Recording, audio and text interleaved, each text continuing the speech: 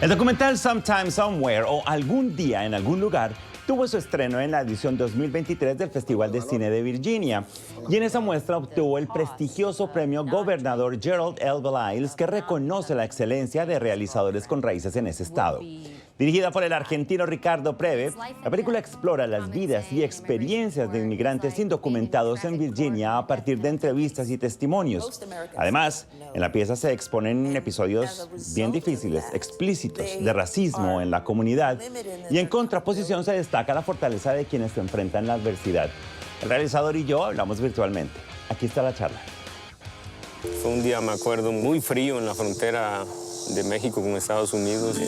Fue a pie, con gente que pues nosotros les decimos coyotes. Ricardo, qué honor saludarte. Debo decirte que después de ver tu película quedé tan impresionado en tantos niveles que es realmente un honor poder tener la oportunidad de discutirla contigo. ¿Cómo vas? Muy bien, gracias. Muchas gracias, Alfonso, por tenerme en tu programa. Quiero decirte que la aproximación que hay en esta película al tema de la inmigración es muy real, es muy crudo, es muy difícil, y quiero saber cómo fueron tus sentimientos en el proceso de hacerla, porque yo sentí ira, frustración, empatía, indignación. Fueron muchos los sentimientos por los que atravesé, pero de fondo sentí nuestro corazón de inmigrantes tan poderoso. ¿Cómo te sentiste tú haciéndola? Sí, la verdad que me sentí muy bien porque yo tenía miedo que mis ideas, el guión que yo tenía dentro mío en mi cabeza cuando empecé el proyecto iba a ser desmentido por los inmigrantes que entrevistamos, por los abogados, por los médicos que trabajan con ellos. Y lejos de ser así, lo que realmente me reconfortó mucho es la coincidencia de sus ideas y sus expresiones con lo que yo tenía pensado de mi propia experiencia como inmigrante, salvando las distancias de tiempo, etcétera. Y también el hecho de que casi todos, sin conocerse, gente que no se conocía, me repetían las mismas historias. Viste, como casi cuando uno toma testimonio de distintos testigos y te cuentan todo lo mismo, llega el viernes y no nos pagan, no, nos sacan Social Security, pero no nos lo acreditan, nos discriminan. Entonces fue realmente un sentimiento que me sentí muy bien y me sentí que había elegido el camino justo para hacer este documental. The cost of not joining the gang, of not becoming the gang's girlfriend, would be to die. Uno de los elementos que utilizas es el blanco y negro, y sentí cuando estaba viendo tu película que me sobraba el color porque me hubiera distraído de la vertiente principal. ¿Sí? Qué bueno hablar con alguien que sabe de lo que está hablando. Absolutamente. Lo que nos pasa acá en Estados Unidos, en esta ciudad donde yo vivo, en Charlottesville, Virginia, es que nos creemos la comunidad perfecta. Y el color, a veces tenemos, no sé, las hojas en el otoño, doradas, amarillas, tenemos el rojo y blanco de la University of Virginia, tenemos el verde de las montañas azules, pero yo quise sacarle eso y decirle al público, escuchen lo que esta gente tiene que decir. No es lindo y es duro, pero no, como tú bien dices, no los quiero distraer con lindos paisajes. Vamos a ver qué tiene que decir esta gente. It's life and death. The common saying in immigration court is like being in traffic court on a death penalty case. El paisaje se traza a partir de las experiencias, y hay imágenes de racismo que son reales, que has tomado de la vida real, no son cosas actuadas que golpean, pero también se ven imágenes de solidaridad. Y estos testimonios, no solamente de los inmigrantes, sino también de los abogados. Hay una parte en que una de las abogadas dice que ha tenido clientes tan jóvenes que los ha tenido que sostener en sus brazos. ¿A ti cómo te parece el hecho de que en un país que supuestamente es donde se lleva a cabo el sueño americano, ocurran situaciones como las que están captadas en tu documental? Mira que mi hijo, por ejemplo, es abogado en San Francisco y él no sabía que en la Corte de Migraciones no tienes derecho a un abogado que te ponga el gobierno. Y que no hay edad mínima. Es decir, como bien dices tú, Tanishka Cruz, una de nuestras abogadas, se presentó ante el juez con bebés que no pueden defenderse. Hay chicos de 3, 4, 5 años, porque en Corte de Migración no hay una edad mínima, que el fiscal los acusa de todas estas cosas y el chico pregunta ¿dónde está mi mamá? Es decir, esto es una violación de los derechos humanos básicos de estos chicos, es una cacería de seres humanos donde literalmente los arrancan de los brazos de su madre, los ponen en jaulas y después en miles de casos no hay información sobre los padres de estos chicos que quedaron huérfanos sin contacto con sus padres. Es una cosa terrible. Most Americans don't know their history. And as a result of that, they are limited in their ability to understand the nuances of American democracy. Una de las formas en que tú le das contexto a este tema, y me gusta muchísimo eso, es mirar para atrás en la historia. El programa de los braceros, que consistió en traer trabajadores de México después de un tiempo, decirles, no los necesitamos, hasta luego, devuélvanse y hagan lo que puedan con sus vidas. Y también el tema afrodescendiente, el tema de la esclavitud, lo tocaste en tu documental para ilustrarnos cómo se manejan los niveles de discriminación a quien llega sin tener en cuenta su dimensión humana.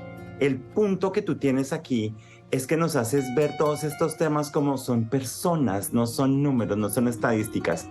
Cuando hablaste con estas personas que no te estaban manifestando la experiencia latinoamericana y específicamente de los mexicanos que llegan a los Estados Unidos o de los colombianos, porque también tienes un colombiano ahí, ¿cómo fue para ti integrar esas otras facetas o aspectos o aproximaciones al tema de la discriminación del inmigrante? Yo creo que en la historia de este país es una historia, a pesar de que no se quiera hablar de esto, de continuo aprovechamiento de las poblaciones migrantes, ¿no? Justamente como tú dices, yo quería mostrar, cuando llegaron los irlandeses acá a mediados del siglo XIX, con la crisis de la alimentación de la papa en Irlanda, fueron tratados de esa misma forma discriminatoria, etcétera, se los aprovechó.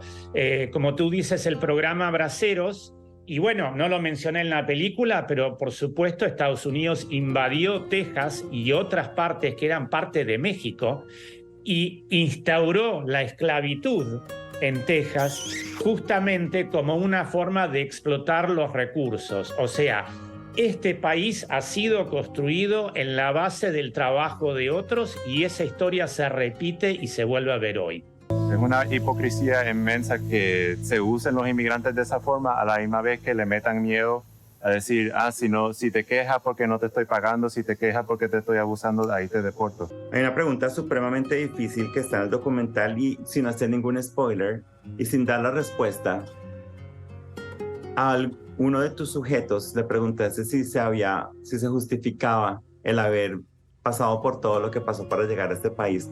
Quienes nos están viendo, los invito a que vean el documental porque la respuesta lo deja a uno sin aliento. Y paso a mi siguiente pregunta, que es acerca de tu amor por el cine, porque hay unas referencias cinematográficas violentas, maravillosas, o sea, de Grapes of Wrath, Las uvas de la ira.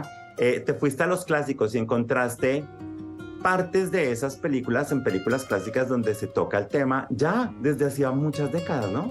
Claro, y me llamó mucho la atención que si tú miras, por ejemplo, Las uvas de la ira, los héroes de la película son la familia Joad, que tiene que emigrar del medio oeste americano por lo que hoy llamaríamos cambio climático, ¿no? Las famosas tormentas de polvo, y se van hasta California, donde son acusados de ser criminales, violadores, de hacer bajar los precios del real estate. Si tú sacas el apellido Joad y le pones González, Pérez, García, es exactamente la misma historia, ¿no? Esa gente que tuvo que emigrar, como la familia Joad, terminó siendo la salvación de Estados Unidos durante la Segunda Guerra Mundial, porque proveyeron de la mano de obra en las fábricas de armamentos y los astilleros en California. De la misma gente, de la misma forma que la gente hoy que viene de América Latina son los que llevan adelante la economía en el día a día, porque los trabajos que ellos hacen los americanos no los quieren hacer. Exactamente. The idea has been to exclude others. Although we have this idealized version of our country's history that is, it's a melting pot, welcome all. Quiero cerrar esta entrevista preguntándote acerca del fenómeno Donald Trump y su discurso y las puertas negativas que abrió, los discursos que normalizó. Y quisiera preguntarte si tú estarías de acuerdo en decir que una sola persona en una posición de mucho poder sí hizo mucho daño en términos de aceptación al inmigrante, porque pues obviamente eso es algo que se le achaca mucho a él. Obviamente hay muchos otros orígenes de este mal, pero en una posición de poder tan importante como el presidente de los Estados Unidos fue triplemente dañino, ¿cierto? Sí, estoy totalmente de acuerdo contigo. Yo creo que mirando los 45 años desde que estoy en este país, hubo 2 puntos en la historia de este país de inflexión sobre el tratamiento hacia el inmigrante. Uno fue el 11 de septiembre de 2001, donde de golpe todo el mundo con un acento se convirtió en un sospechoso de algún crimen. Y el otro fue la elección de Donald Trump, que legitimizó este discurso violento hacia todos aquellos que no están dentro del molde que el poder americano quiere imponer. Entonces estoy totalmente de acuerdo contigo. Este individuo ha hecho muchísimo daño y mucha gente ha sufrido, entre ellos miles de niños que fueron separados de sus padres y los padres deportados. When you look at the legal system, especially our immigration laws, it's all about exclusion. Aquí hay algo que no está corriendo como debe de correr. Algún día, en algún lugar, qué poderosa pieza. Quiero agradecerte por tu tiempo, por haber compartido conmigo estos minutos, Ricardo. Muchísimas gracias y de verdad te felicito por un gran film. Qué enorme satisfacción que un periodista de tu talla me venga a entrevistar. Te lo agradezco inmensamente, no solo a mi nombre, sino también a todas esas millones de personas que hoy están cruzando el Darién, están escapándole a la muerte. Todos te agradecemos por tu interés en este tema. Un abrazo y muchas gracias. Gracias a ti. Porque realmente si no nos quisieran aquí, usted sabe muy bien que nos pueden sacar fácil. Fácil.